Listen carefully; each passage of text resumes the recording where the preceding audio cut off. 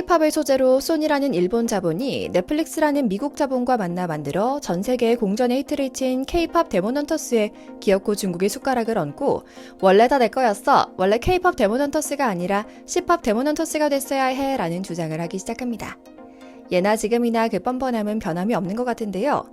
사실 K-팝을 넘보고 업계 비밀과 노하우를 훔쳐가려는 시도는 한두 번이 아니었습니다. 예전에는 중국 출신 아이돌 멤버들이 한 번씩 사고를 쳤다면 이제는 아예 중국 자본이 한국의 대표적인 엔터사 주식을 인수해서 K-팝을 C-팝으로 만드는 이른바 문화 동북 공정을 시작한 건데요. 중국 IT 대기업 텐센트는 며칠 전 SM엔터의 지분 220만 주를 주당 11만 원에 매입, 총 2,400억 규모로 인수했다고 하는데요. 언론에서는 중국이 거의 10년간 유지해온 K-팝 공연 금지령인 한알령을 해제할 것이라는 첩보를 듣고 샀다고 하지만 전 세계 엔터테인먼트 시장에서는 그동안 C-팝을 외치면서 실상은 K-팝 배기계를 자행해온 중국 공산당이 아예 한국 엔터 산업의 본진에 쳐들어와 산업 스파이처럼 업계 노하우를 훔쳐가려 하기 위해서라고 지적하고 있죠.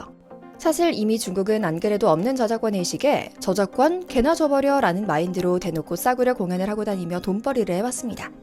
심지어는 아예 짝퉁 K-팝 그룹을 결성해 돈을 긁어 모으면서 사실은 한국의 중국 음악을 표절한 것이다 라는 어불성설 여론몰이까지 하고 있다고 하죠. 이처럼 중국인들의 한국 문화에 대한 시비는 잘 짜인 공식이 있습니다. 처음에는 사실 중국 것인데 한국인들이 또 표절해갔다 라며 시비를 겁니다. 그 다음에는 뒤에서 걸리지 않으려는 노력도 하지 않은 채 짝퉁을 만들어 가지가지의 방법으로 돈벌이를 하고요. 마지막으로는 핵심 기술을 그대로 훔쳐와 자신들의 것을 업그레이드 시키는 일에 활용하는 겁니다. 여기에 이번에 새롭게 드러난 전략은 바로 본진을 털어버리는 매수 전략이었고요. 참 웃기는 짜장이죠? 그런데 문제는 이런 표절 시비는 중국만의 문제가 아니라는 겁니다. 우리 이웃 나라들은 나라도 크고 사람도 더 많으면서 한국의 모든 면에서 밀리자 베끼고 훔치려는데 안달이 난 나라들이잖아요. 일본도 마찬가지로 우리 한류 문화를 베끼는데 혈안이 돼 있습니다. 오늘은 중국과 일본에서 부끄러운 줄도 모르고 우리 K-팝을 베끼고 훔쳐가고 있는 실태를 소상히 짚어드리려고 합니다. 먼저 잠시 저희 광화문 브리핑 구독 설정도 부탁드리고요. 중국에서 최근 난데없이 한국 걸그룹 뉴진스 근황이라며 이상한 영상이 하나 돌아다닙니다. 한국에서 자취를 감춘 뉴진스가 중국 쇼핑몰 수준의 공연장에서나 춤추는 팀이 됐다며 흉보는 영상이었는데요. 호사가들의 관심을 독차지했던 이 영상은 다행히 그저 한국 아이돌을 좋아하는 소녀들의 커버 댄스 영상으로 밝혀져 해프닝으로 끝났지만 사실 이런 이야기가 나온 것은 조금 더 심각합니다.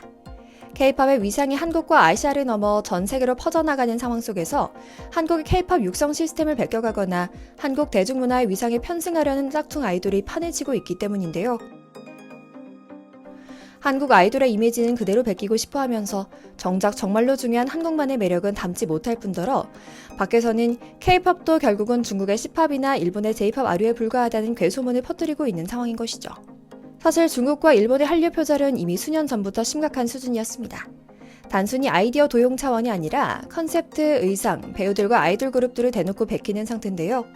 힘들여 제작한 한류 콘텐츠가 메이드 인 차이나로 둔갑되기 전에 대책을 마련해야 하는 것이 시급한 상황입니다. 전 세계적으로 K-팝 열풍이 부는 것이 단순히 지나가는 유행은 아닌 것 같습니다. 아이돌 그룹의 칼군무뿐만 아니라 스스로의 매력만으로도 빌보드 차트에 이름을 올릴 수 있는 세상이 온 것을 우리 모두 이번 로제 아파트로 확인할 수 있었죠. 이렇게 한국 아이돌 그룹들이 글로벌한 사랑을 받다 보니 중국과 일본에선 국내 아이돌 그룹의 콘텐츠를 말 그대로 훔쳐 도용하는 사례가 빈번하게 일어나 오히려 전 세계 K-팝 팬들의 분노를 사고 있는 상황이고요. 그런데 정말 놀랍게도 한류 표절은 일본과 중국이 마치 합심이라도 한 듯 똑같은 수준이라는 겁니다. 실제로 일본에서 가장 큰 논란이 됐던 한 그룹은 해외 언론과의 인터뷰에서 한국어를 열심히 쓰며 마치 한국 그룹인 것처럼 연기를 하던 것이 딱 걸린 전적도 있죠. 그러면서 되려 한국을 욕하며 자신들은 일본의 대표 아이돌이라며 정체성을 규정합니다. 그룹을 이끄는 레이블 회장은 혐한 발언으로 이미 유명세를 떨치기도 했고요. 글로벌한 한국 인기의 과실은 따먹겠지만 실제로 한국은 싫어해서 어쩔 줄 모르겠다는 자기 분열적인 언행이었죠.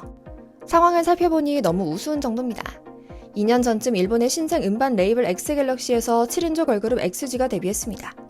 이들의 신곡 가사는 모두 영어로 되어 있었고 음악풍도 J-팝이 아닌 미국 힙합에 가까웠습니다. 그런데 데뷔 당시 아이코닉하게 꾸민 패션은 K-팝풍에 가까웠는데요. 당시엔 한국 음악 방송에서 열심히 활동하길래 특이한 컨셉트의 신인인가 싶었지만 놀랍게도 이들은 모든 멤버가 일본인인 일본의 걸그룹이었습니다. 연예 소식 전문 언론들도 드디어 이런 그룹이 나왔다며 설레발에 떨었죠.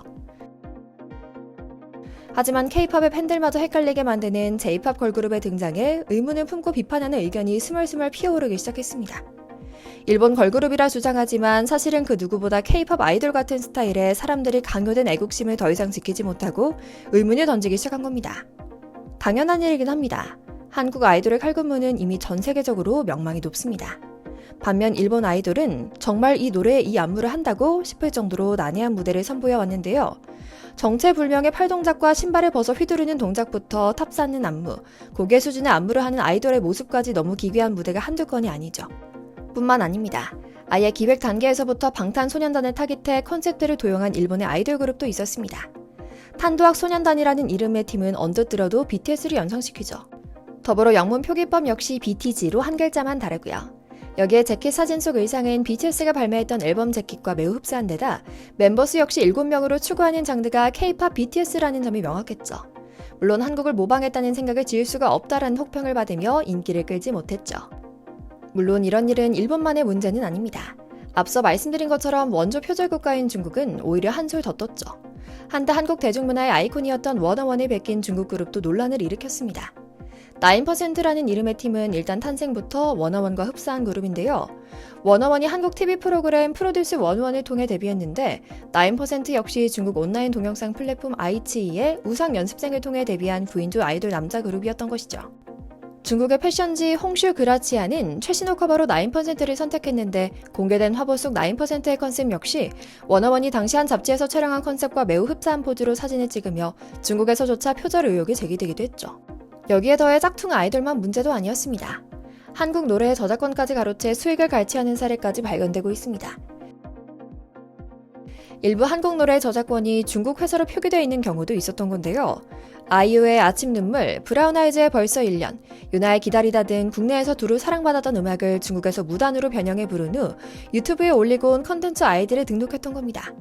이로 인해 음반 제작자, 실제 연주자의 저작 인접권 사용료가 중국 음반사로 배분되기도 했고요. 사실 처음 중국과 일본에서 K-팝 그룹을 표절할 때만 해도 K-팝을 향한 관심에서 비롯된 일이다라는 의견도 있었습니다. 일면 맞는 말이지만 이제는 그 정도가 지나치다는 반응이 지배적인 상황입니다. C팝과 J팝은 그 깊이가 얕고 창의성도 떨어집니다.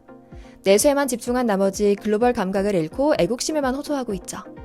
그리고 이제는 돈도 밀고 들어와 아예 우리 연예기획사 주식을 사서 K-팝의 정수를 훔쳐가려고 있습니다. 하지만 이게 뜻대로 되지만은 않을 것 같긴 합니다. 한국 문화가 가진 힘의 원천은 단순히 아이돌을 양성하는 기술적인 부분만이 아니라 바로 우리 한국인 그 자체이기 때문이죠. 중국, 일본 모두 우리를 베껴서 흉내낼 수는 있습니다. 그러나 우리 한국인 고유의 멋을 따라잡을 수는 없는 겁니다. 세상이 알아줄 것이고요. 우리의 귀한 지적 자산들이 중국과 일본에서 더 이상은 이용당하지 않길 기원하며 영상 마치겠습니다. 저희 광화문 브리핑 구독 설정도 부탁드리고요. 시청해주셔서 감사합니다.